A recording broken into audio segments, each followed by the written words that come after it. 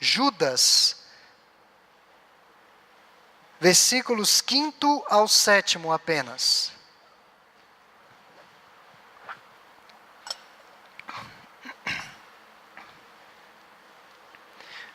Vamos ler em uma só voz? Judas, versículos 5 até o 7 nos diz assim. Deixa eu aguardar os irmãos localizarem. É mais difícil para alguns. É antes de Apocalipse, aí fica bem fácil, né? O último livro da Bíblia. Judas, versículos 5 até o 7. Leiamos juntos, diz assim.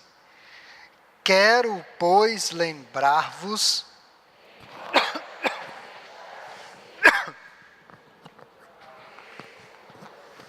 que o Senhor, tendo libertado um povo, tirando-o da terra do Egito, destruiu depois os que não creram, e a anjos os que não guardaram o seu estado original, mas abandonaram o seu próprio domicílio, ele tem guardado sob trevas, em algemas eternas, para o juízo do grande dia, como Sodoma e Gomorra e as cidades circunvizinhas, que havendo-se entregado à prostituição, como aqueles, seguindo após outra carne, são postas para exemplo do fogo eterno, sofrendo punição.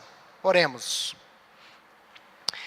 Pai querido, nós agradecemos a Ti por mais essa oportunidade singular de nos ajuntarmos neste santuário, com o firme propósito de adorar e cultuar o Teu nome.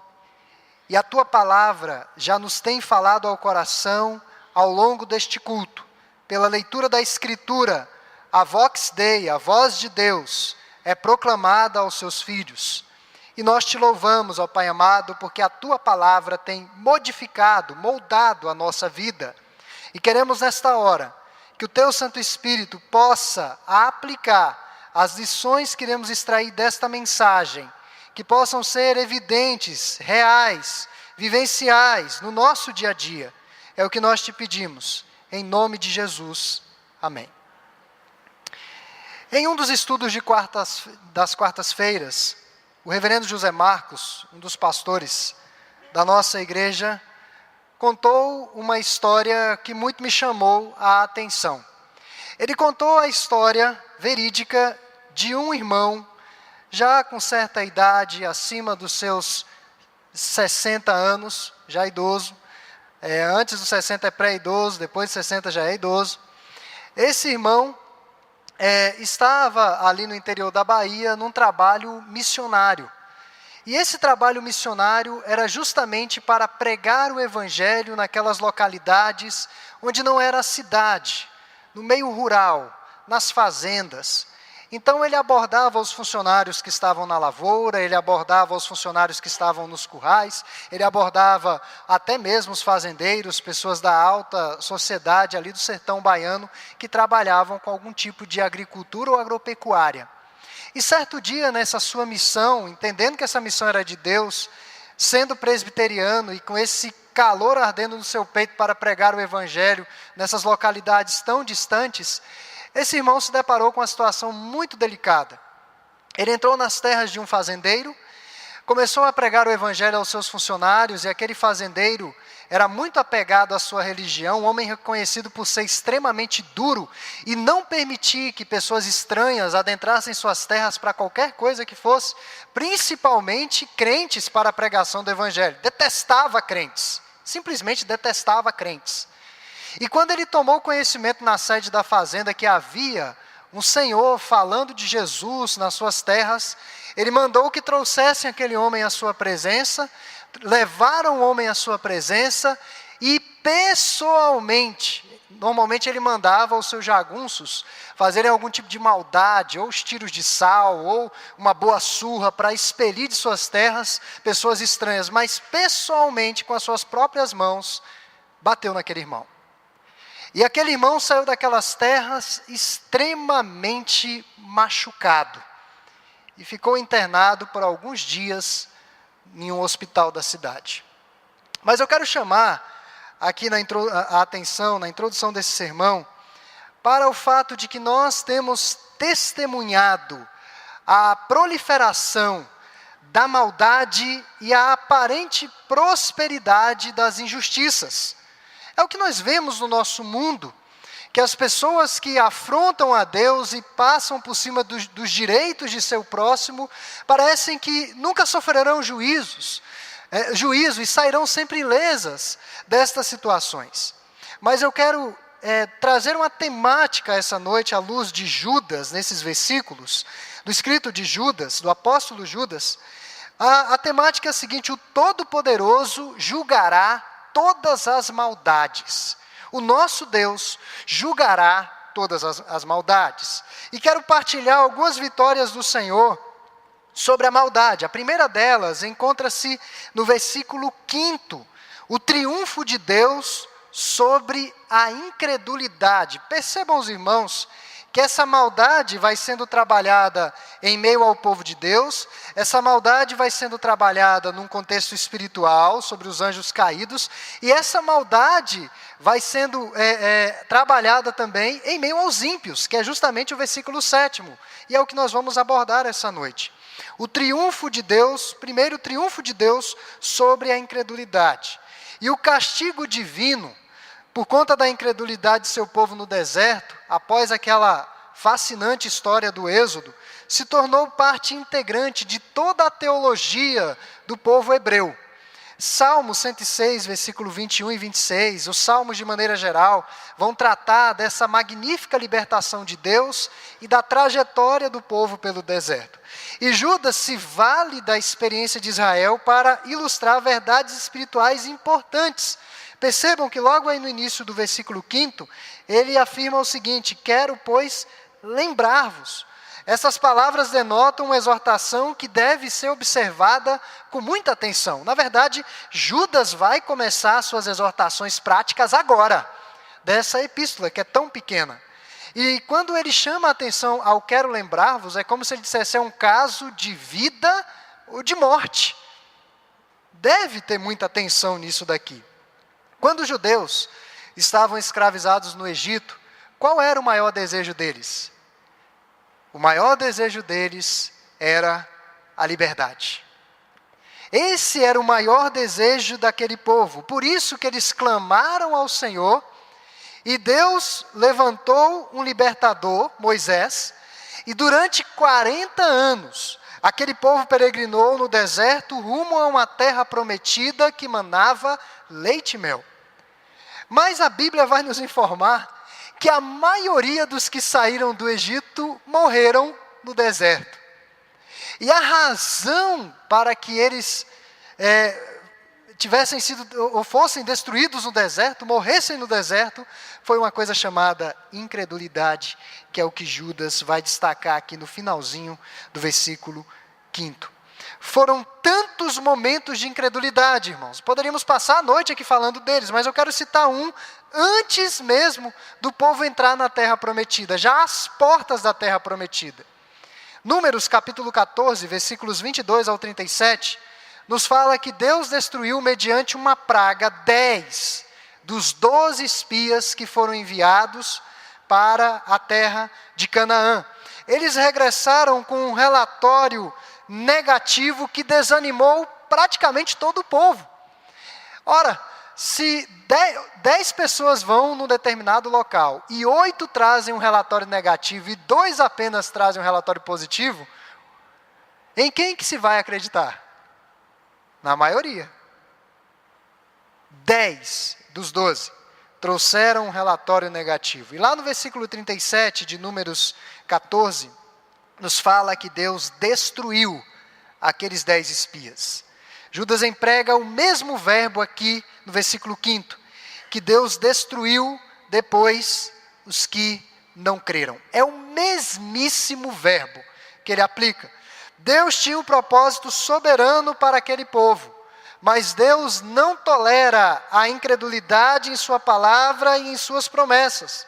Judas está dizendo que da mesma maneira, Deus não iria tolerar os falsos mestres que instruíam erradamente sobre a fé em Jesus Cristo. eles experimentariam o juízo de Deus.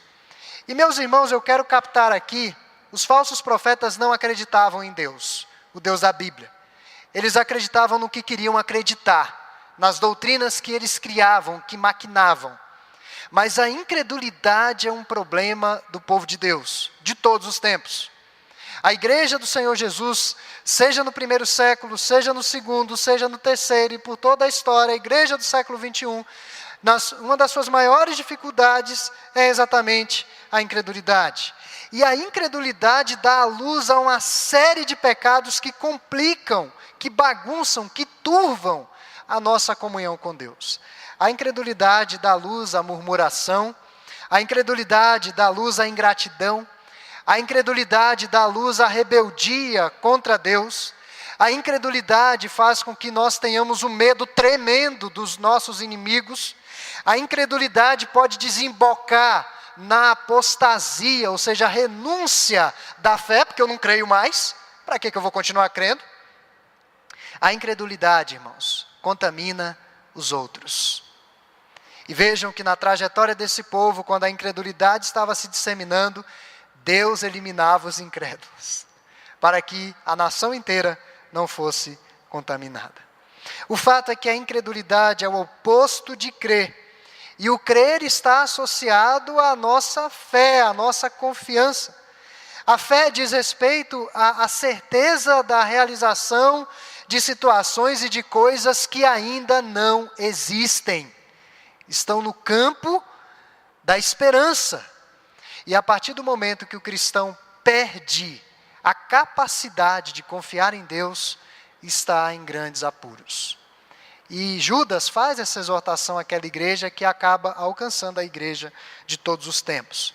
Mas uma outra vitória do soberano sobre a maldade é o triunfo dele sobre a rebeldia à sua autoridade. O versículo 6 nos fala que há anjos, os que não guardaram seu estado original, mas abandonaram seu próprio domicílio, ele tem guardado sob trevas em algemas eternas para o juízo do grande dia. Deus julgará anjos que não conservaram o seu estado original. Eu estou tirando exatamente o que está no texto. Ou seja, não mantiveram a sua autoridade. Essa expressão, não guardaram seu estado original, são anjos que foram colocados numa situação de principados e de potestades, mas que não estavam satisfeitos naquela posição e queriam ser maiores do que Deus. Esse foi o pecado de Satanás. Estavam insatisfeitos com a posição de autoridade para a qual Deus os havia criado. Se rebelaram contra o Senhor, desejando apenas uma coisa: ser maiores do que Deus. Isso não é possível. Suas vontades e desejos estavam acima da primazia de Deus em sua própria existência. O orgulho e o egoísmo foram a causa imediata da queda de Satanás e dos seus anjos. E a palavra de Deus nos fala que o Senhor os tem guardados sob trevas, em algemas eternas, para o juízo do grande dia. Já que os anjos não guardaram o seu estado original, e Judas aqui usa uma troca de palavras, Deus os tem guardado sob trevas, em algemas eternas. E sob trevas aponta para a irrevogabilidade da decisão de Deus em relação a Satanás. Não há redenção para o diabo e seus anjos. Estão em perdição e condenação eterna, totalmente aleijados ou alijados do favor de Deus, sem esperança de arrependimento, retorno ou mudança. A situação deles é irreversível. E os falsos profetas apontados aqui por Judas teriam um destino semelhante de condenação. A expressão algemas eternas não deve ser tomada, meus irmãos, no sentido literal. Satanás não anda aí manietado e com a treva tremenda em torno de si, mas é no sentido metafórico. Denota que os anjos caídos receberão a paga divina por sua rebelião. Comunica também o absoluto controle de Deus. Aquele que está algemado, manietado, não pode fazer muita coisa. Normalmente as autoridades policiais, quando imobilizam um sujeito perigoso, eles colocam sob algemas.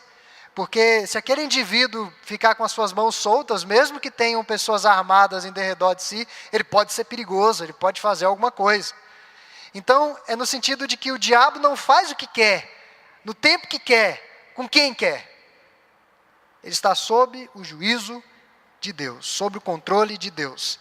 Significa que onde vão, levam consigo as trevas da condenação. Não estão no inferno, num governo paralelo, como erroneamente alguns cristãos creem. Que o diabo está no inferno, está reinando e fazendo o que quer. Não. O último lugar que Satanás quer estar é no inferno, porque é um local de punição para ele e os seus anjos. Conhecedores de sua condenação, e que essa condenação ainda estava por vir de forma plena, lá no Evangelho de Mateus capítulo 8, versículo 29, quando os demônios veem o Senhor Jesus, eles clamam e dizem: que temos nós contigo, ó Filho de Deus? Vieste aqui atormentar-nos antes do tempo. Antes do tempo. Eles sabiam quem era Jesus. E todas as vezes que eles se depararam com Jesus, nas narrativas dos evangelhos, ficaram coagidos. Todas as vezes.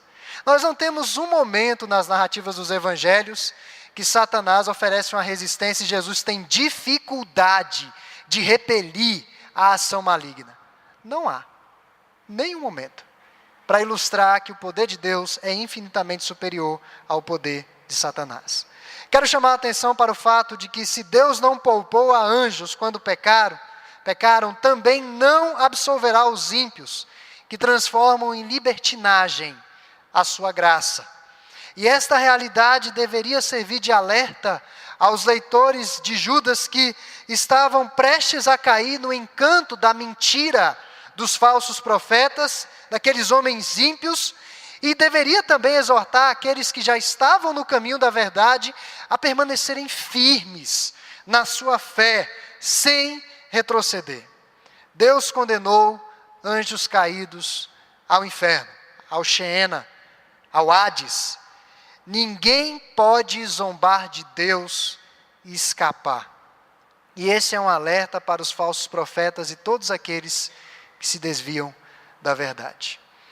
Mas há na raiz do pecado autoridade. Satanás quis solapar a autoridade de Deus. E meus irmãos, o atentado à autoridade é algo que é bem presente nos nossos dias. Uma repetição do que aconteceu ali naquele contexto cósmico, num determinado tempo que nós não sabemos qual. Vejam que nos nossos dias, a autoridade paterna e materna está subjugada pelos seus filhos. Pais reféns de filhos birrentos. É o que nós vemos por aí afora. A autoridade dos professores, aqueles que trabalham num contexto escolar, seja na rede privada, na rede pública, ficam estarrecidos com o que acontece a cada dia no contexto escolar. Os alunos que não respeitam os seus professores. Pastores, que também não são respeitados na sua posição espiritual de condução do rebanho, que são subestimados na sua interpretação bíblica. Policiais, políticos, mas o que preocupa mais, meus irmãos, é quando a autoridade de Deus está sendo solapada pelos seus filhos. Quando os filhos querem que Deus faça as coisas do jeito que eles querem que aconteça, e não do jeito que Deus quer que aconteça. Eu me lembro, na minha infância, que se eu chegasse em casa com algum tipo de advertência, eu apanhava antes, durante e depois. E minha mãe não queria saber. Não queria nem saber se o professor tinha razão.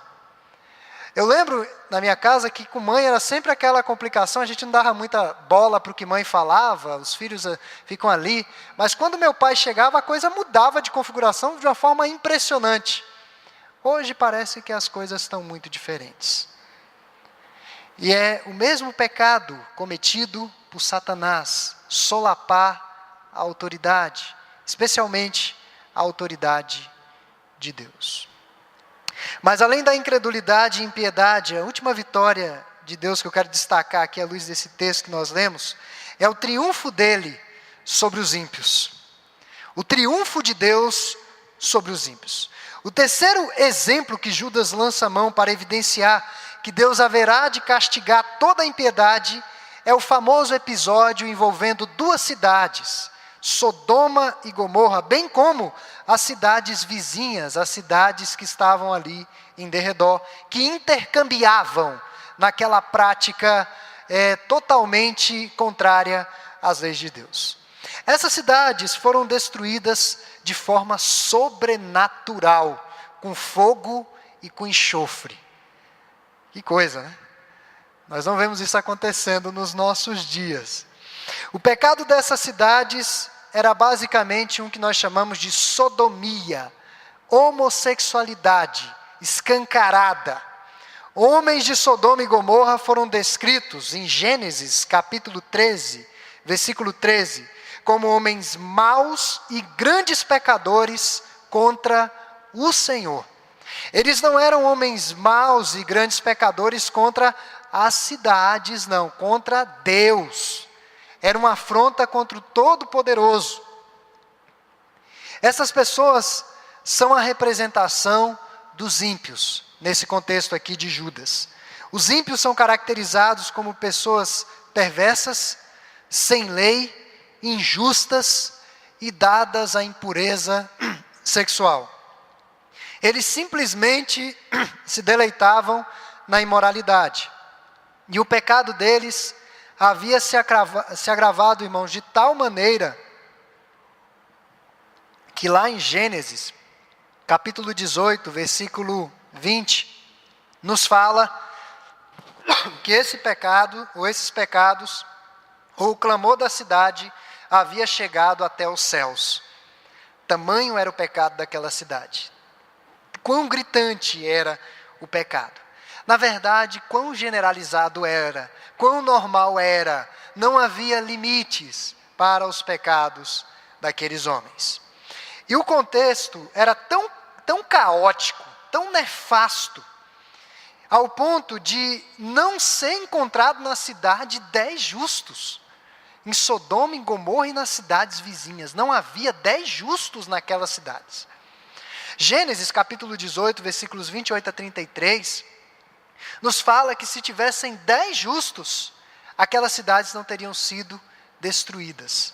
Não havia 10 justos, porque o pecado acabou tomando conta como uma epidemia em toda aquela região. O texto vai nos dizer no versículo 7 que eles seguiram após outra carne, ou seja, relações sexuais antinaturais, que agridem ao corpo, que agridem àquilo que Deus criou. Ou seja, os homens não estavam desejando sexualmente as mulheres, mas outros homens, o que é uma aberração. Então, o corpo se tornara um instrumento do pecado. E o pecado dos homens da cidade fica evidente, gritante, quando Ló recebe anjos em sua casa. Os homens da cidade não sabiam que aqueles homens que estavam na cidade eram homens que tinham uma missão bem clara da parte de Deus, que era verificar como estava a poluição da cidade. E aqueles homens, à noitinha, Gênesis capítulo 19, versículo 4, nos fala que aqueles homens de noite bateram na porta de Ló e ordenaram a Ló: olha, Ló, nós vimos uns homens diferentes entrando aí na sua casa, e nós queremos abusar deles.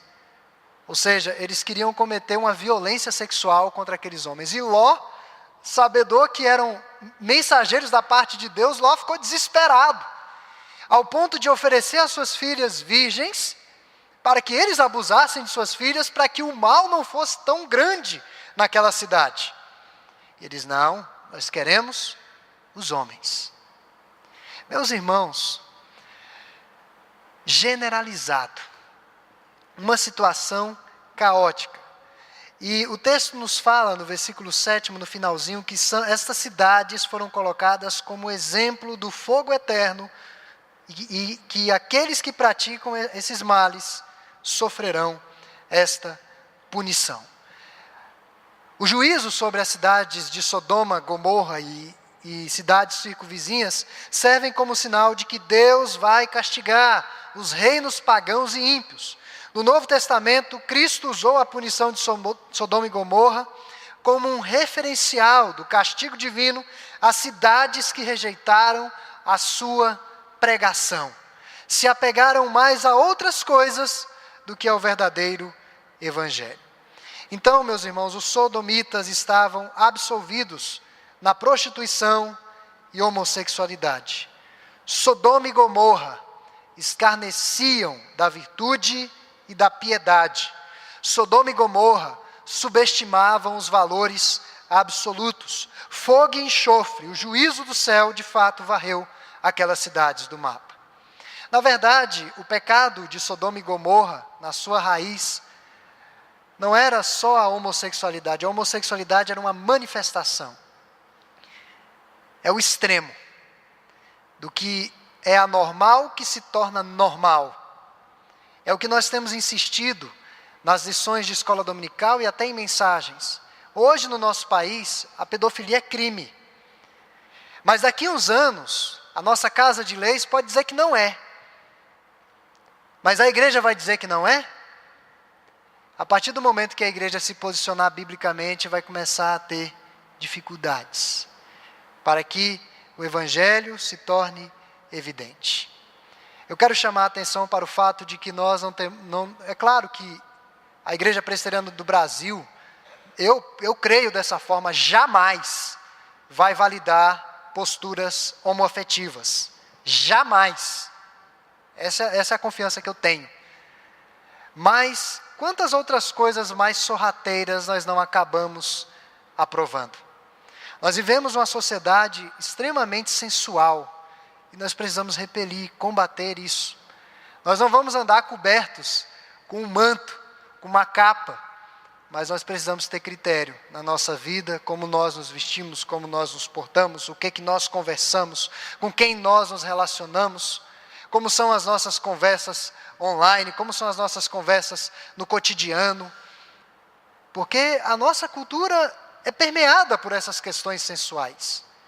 Uma propaganda que não tem nada a ver com sensualidade, tem lá uma garota numa situação sensual. E nós precisamos, de fato, repelir essas coisas. Eu quero concluir afirmando que o Todo-Poderoso julgará as maldades. Essa noite eu falei do triunfo de Deus sobre a incredulidade, a rebeldia à sua autoridade e o juízo de Deus sobre os ímpios. O nosso Deus é imutável, santo e punirá o pecado. O Deus do Antigo Testamento não é diferente do Novo e muito menos diferente do Deus dos nossos dias. Quem lê a Bíblia de uma forma mais desatenta pensa, puxa, o Deus do Antigo Testamento era tão rigoroso, no Novo Testamento ele se tornou mais tolerante. Não, é o mesmo Deus, não mudou em absolutamente nada. Então ele vai sim trabalhar o seu juízo. Eu quero finalizar retomando aquela história que eu contei no início desse sermão, daquele fazendeiro que cometera aquela atrocidade com aquele irmão piedoso. Aquele irmão ficou internado alguns dias no hospital, recebeu alta, foi para casa, se recuperou e continuou pregando o evangelho. Mesmo passando por esse episódio, entre aspas, traumático, continuou pregando o evangelho. Diz que depois de um ano, aquele fazendeiro foi acometido por um câncer muito agressivo. E esse câncer acabou redundando na perda de suas duas mãos. Exatamente o que ele usou para agredir aquele irmão. As mãos que ele utilizou para afrontar aquele irmão, e aquele irmão estava numa missão dada por Deus, estava pregando o evangelho. Exatamente as mãos que agrediram aquele irmão acabaram sendo perdidas com aquela enfermidade aterradora. Meus irmãos, Deus julgará as maldades. Deus não está alienado do nosso estado, da situação que nós vivenciamos. E que nessa noite, Deus nos ajude, nessa noite de Santa Ceia, o Senhor nos ajude a olhar para o nosso coração, para a nossa vida, que a ministração desse sacramento seja impactante ao ponto de refazermos caminhos que estão errados. Que Deus nos ajude de fato, irmãos, a termos uma vida cristã abundante, que glorifique, que exalte o nome dEle. Que Deus nos ajude a estarmos distantes de ensinamentos nefastos, ensinamentos que agridem a palavra dEle. Que Deus nos ajude a termos um coração inflamado pelo amor, pela alegria de servi-lo. Que Deus nos ajude a sermos pessoas sensíveis, ovelhas sensíveis à sua voz. Que o nosso coração não esteja endurecido à voz do Senhor. Essa deve ser a nossa oração hoje à noite, no momento que nós participarmos da ceia, que é um momento tão sublime na vida da igreja.